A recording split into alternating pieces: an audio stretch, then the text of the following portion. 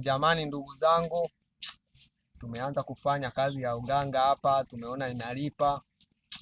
Bora tuwe tunapata chochote kitu kupitia uganga tangia asubuhi. Unaona sasa hivi tuna 20,000.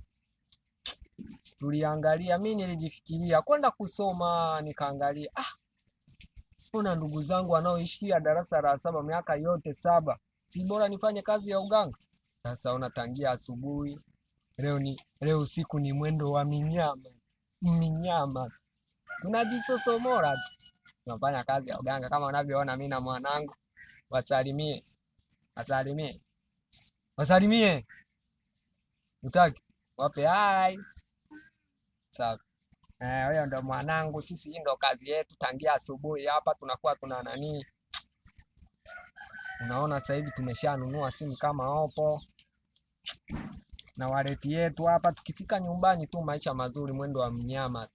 Wateja wetu kama unavyoona wanakuja hapa, wanaacha chochote kitu, lakini mimi bei yangu ni nafuu tu, ni 1,100. Ukija wewe usitafune dawa hii, dawa ndio inayotupeleka mjini. Unasikia? Ndio kajaribu tena. Wateja wetu ndio wanaotupeleka mjini. Kwa hiyo kama na wewe una nasumbuliwa magonjwa yoyote, mademu, najua watoto 2000 mnapenda mademu sana. Vyovyote vile tu.